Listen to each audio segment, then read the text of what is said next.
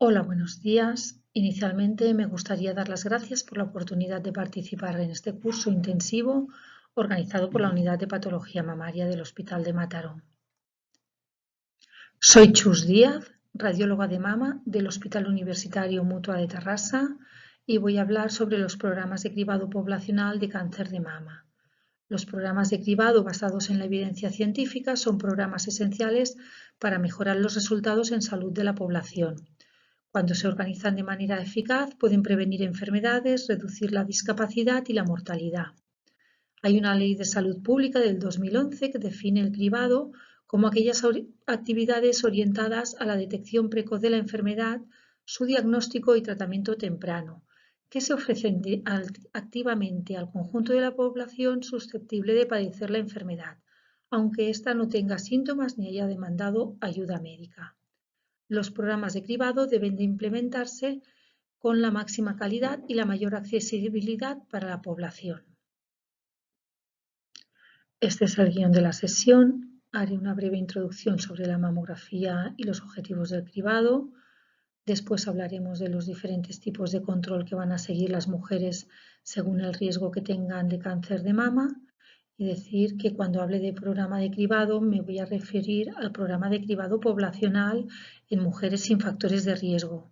Finalmente, haré un breve apunte sobre las particularidades de las mujeres con prótesis mamarias. La mamografía cumple con los requisitos que debe tener una prueba de cribado. Es rápida, segura, fácil de realizar, con alta sensibilidad, especificidad y alto valor predictivo positivo. Está bien aceptada por los profesionales y las pacientes y tiene una buena relación coste-efectividad. La prueba de cribado se diferencia de la prueba diagnóstica en que la primera se aplica a un grupo de personas con buen estado de salud aparente. Aquellas pacientes que van a tener una alta densidad mamaria, la sensibilidad de la mamografía es menor. No hay una técnica complementaria ideal. La ecografía es controvertida como método de cribado poblacional. La vamos a utilizar en la recitación del programa de cribado y en función del riesgo de la paciente. La resonancia se va a utilizar en pacientes con alto riesgo de cáncer de mama y cada vez tenemos más mamógrafos con la posibilidad de realizar tomosíntesis y esta se va a utilizar mayoritariamente en el cribado de mujeres con factores de riesgo y en las recitaciones del programa. Entre los diferentes parámetros de calidad del programa de cribado vamos a tener garantizar la técnica de la prueba mamográfica, con el objetivo de que más del 97% de las mujeres tengan un examen aceptable y no tengan que repetírselo. Los parámetros a valorar en una mamografía son los siguientes, que no vamos a entrar en ellos, y esta sería una mamografía técnicamente perfecta. Lo único que nos falta es saber si el etiquetado es el correcto. Vamos a hablar. El objetivo principal de un programa de cribado es la reducción de la mortalidad y el aumento de número de tratamientos conservadores. Se estima que el programa de cribado produce una disminución de la mortalidad del 25 al 31% desde el punto de vista de la mujer que participa. Los indicadores que miden el impacto que tiene un programa de cribado en la disminución de la mortalidad por cáncer de mama son los siguientes, y lo ideal sería que hubiese una tasa de participación del 100% y que los cánceres detectados fuesen en estadios iniciales. Entre los efectos adversos del programa de cribado está el riesgo acumulado de tener un falso positivo en la mamografía, que es aproximadamente del 20% en los 20 años del cribado. Este porcentaje baja al 3% si consideramos solo los procedimientos invasivos.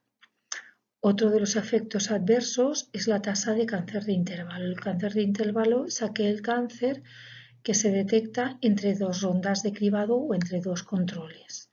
El objetivo es que la tasa de cáncer de intervalo sea lo más cercana posible a cero sin aumentar los falsos positivos con la mejor técnica posible. Deberíamos aprovechar la experiencia que nos aportan estos cánceres como parte de la formación del personal involucrado en el programa. A pesar de los efectos adversos, hay un balance positivo entre beneficio y efectos adversos, con lo cual está ahí la recomendación de continuar con el programa, pero con unas recomendaciones adicionales. Garantizar y mejorar la calidad del programa, reduciendo la variabilidad, y entre los requisitos estaría el intentar mejorar el sistema de evaluación de las oficinas de cribado, las unidades radiológicas y los profesionales, e intentar desarrollar un programa de formación inicial y continuada de los profesionales. Hay que decir que este programa de formación se ha conseguido para los técnicos, pero no para los radiólogos. También hay establecidas unas recomendaciones de las que debería de cumplir un radiólogo dedicado a la mama y un radiólogo dedicado al programa de cribado. Entre las recomendaciones para continuar con el programa está también el facilitar más información a las mujeres, de manera que éstas puedan tomar una decisión informada para participar en el programa, y aumentar el número de mujeres que participan hasta como mínimo el 70%. Además, todas las mujeres deberían de ser informadas por el técnico en cómo se va a realizar la mamografía y sobre las fechas en que conocerán el resultado. Vamos a hablar de las mujeres sin factores de riesgo, que se incluyen en el programa de detección precoz de cáncer de mama o programa de cribado poblacional. Este incluye a las pacientes entre los 50 y 69 años y se les va a realizar una mamografía bilateral en doble proyección con carácter bienal. Se va a realizar una doble lectura de estas mamografías por dos radiólogos de forma independiente, y si no concuerdan en el resultado, va a haber un tercer radiólogo que va a hacer de árbitro. Si el resultado es de mamografía normal, se va a comunicar por carta a la paciente, y si la mamografía es dudosa, el programa va a contactar con la paciente vía telefónica y se le va a dar cita para una prueba adicional. ¿Qué pasa si al final se detecta un cáncer? Se va a derivar a la paciente a la unidad de patología mamaria de referencia y se valorará su caso en la sesión del comité de tumores. Bien, vamos a hablar de las mujeres con factores de riesgo. En este grupo vamos a tener aquellas pacientes con antecedentes familiares de cáncer de mama y ovario, mujeres con tratamiento hormonal sustitutivo, mujeres con antecedentes de radioterapia torácica previa, aquellas con antecedentes histológicos de riesgo y mujeres con carcinoma mamario previo. Mujeres con antecedentes familiares de cáncer de mama y ovario.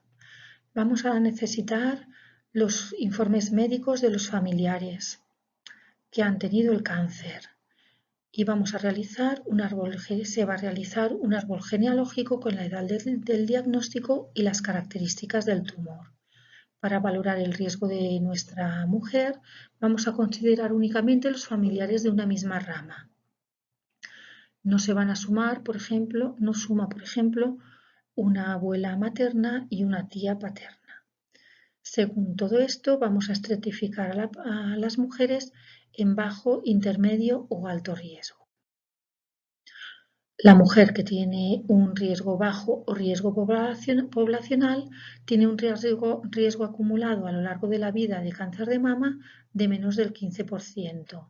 Aunque tenéis aquí los criterios de inclusión, no me voy a meter en ellos, dado que habéis tenido una sesión específica sobre esto. El riesgo bajo poblacional son aquellas pacientes que a partir de los entre los 50 y los 69 años se les va a realizar una mamografía bienal mediante el programa de cribado poblacional. Las mujeres que tienen un riesgo moderado van a tener un riesgo acumulado a lo largo de la vida de sufrir un cáncer de mama entre el 15 y el 20%. A estas mujeres se les va a realizar una mamografía anual entre los 40 y 49 años. En caso de tener una alta densidad mamaria en la mamografía, vamos a recomendar completar el estudio con una ecografía. A partir de los 50 años vamos a realizar una mamografía bienal por el programa de cribado poblacional, exceptuando si la unidad de cáncer heredofamiliar ha indicado un control anual durante un periodo mayor. A veces es hasta los 50 años, hasta los 55 años, a partir de los cuales entran en el programa de cribado poblacional.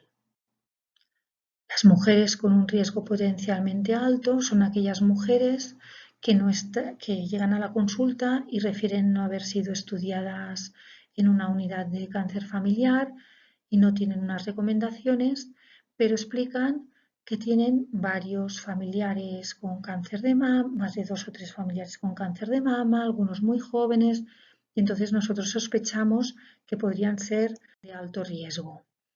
Estas mujeres se recomienda derivarlas a una unidad de consejo genético para realizar el árbol genealógico y valorar si hay que realizar o no un estudio genético que se haría a uno de los familiares afectos de cáncer. En función del resultado de este test, se estudiará al resto de familiares y se derivará después a la unidad de alto riesgo con el resultado. El resultado del estudio genético tiene unas recomendaciones familiares para los familiares de primer y segundo grado. Cuando ya hay un riesgo alto diagnosticado, se deriva, como he dicho antes, a las unidades hospitalarias de alto riesgo o unidades de cáncer familiar y se hará el seguimiento radiológico en función del estudio genético. Las mujeres portadoras de una mutación genética o aquellas mujeres que no se puede descartar que sea portadora pero que tiene una alta incidencia familiar, la consulta de cáncer heredofamiliar puede recomendar un seguimiento con resonancia, mamografía y resonancia anual. Hay que decir que actualmente se está estudiando si estas resonancias se tienen que realizar con un protocolo abreviado. La mayoría de las neoplasias relacionadas con genes se asocian a los genes BRCA, pero hay que recordar que también hay otros genes y otros síndromes como el síndrome de Cowden y el síndrome de Li-Fraumeni. Estas pacientes con alto riesgo iniciarán el cribado a los 25-30 años, dependiendo de si es genético o es de alto riesgo familiar, exceptuando los Li-Fraumeni, que se debería de empezar con 20 años, y los antecedentes de radioterapia torácica previa, de los cuales hablaremos posteriormente. La introducción de la mamografía, como regla general, se hará a los 35 años y hasta este momento, entre los 25 y los 35, se realizará resonancia y ecografía anual en un protocolo alterno, o sea que cada 6 meses se realizará una de las dos pruebas. Se debería de mantener la resonancia como mínimo hasta los 70 años y finalizar el cribado a los 75. Es el grupo de alto riesgo.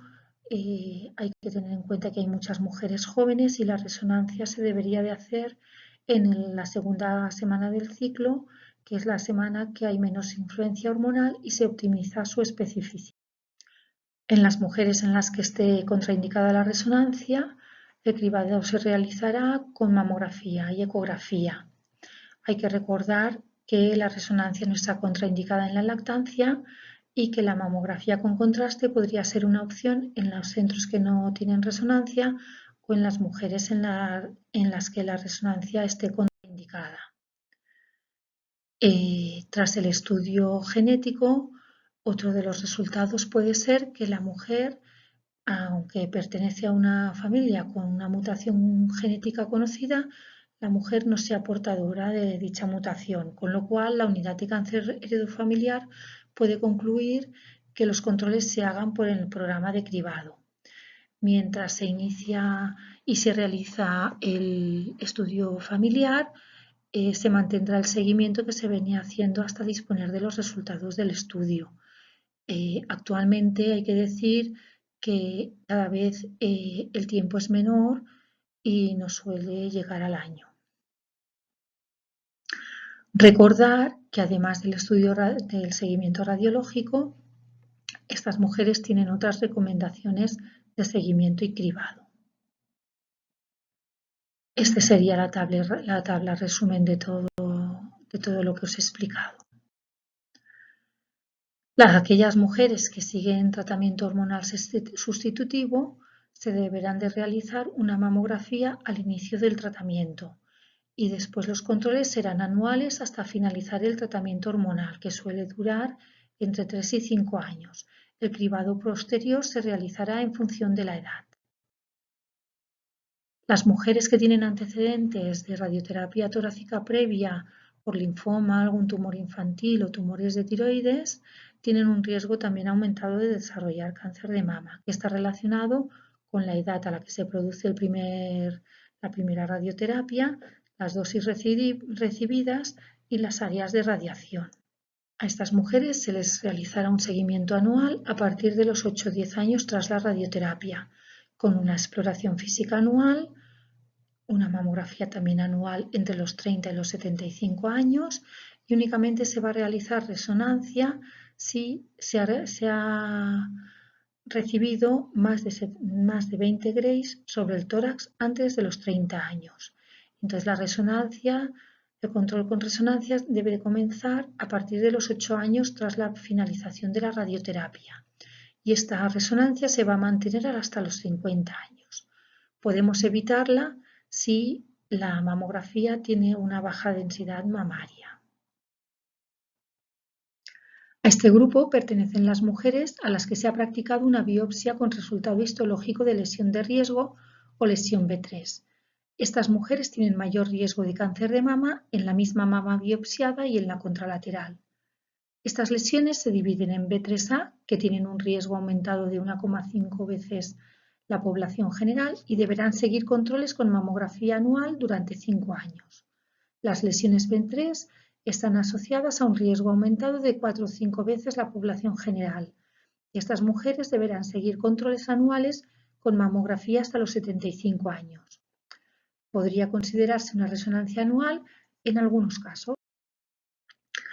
Las mujeres con cáncer de mama previo tienen un riesgo de recurrencia de cáncer de mama y un riesgo de un segundo tumor del 20% respecto a la población general. El diagnóstico precoz de estas dos situaciones aumenta la supervivencia. Por tanto, requieren un seguimiento específico y un control mamográfico anual que se hará en el hospital durante 5 o 10 años tras el diagnóstico dependiendo del tipo de tumor. Cuando acaba este periodo, continúa el seguimiento en atención primaria. Estas serían las recomendaciones según las principales guías europeas. La mamografía debería de iniciarse 6 meses después de la radioterapia y el seguimiento incluirá o no una resonancia fundamentalmente en función del riesgo de la paciente, si son BRCAs o tienen algún otro gen asociado. Hay guías que incluyen también pacientes muy jóvenes y pacientes con alta densidad mamaria.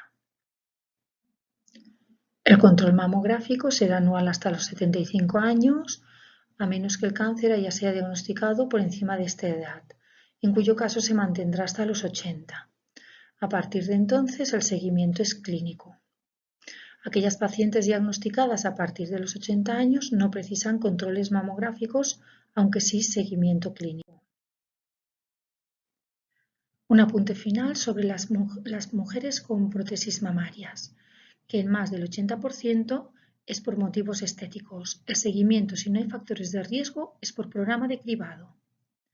Las prótesis dificultan la visualización de la totalidad de la glándula si no es posible realizar la mamografía con técnica Eklund y en casos excepcionales, si la prótesis está deteriorada, la práctica de la mamografía podría derivar en una posible ruptura de la misma.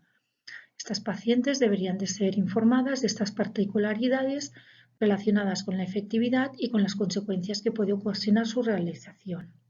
Se recomienda que consulten con su cirujano plástico si tienen algún tipo de clínica. Para la valoración del estado de la integridad de las prótesis mamarias se derivará a las mujeres al cirujano que realizó la implantación.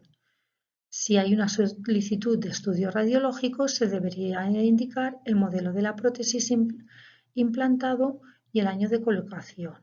Y debería indicarse también que ha sido informada y que acepta los riesgos de la realización de la mamografía.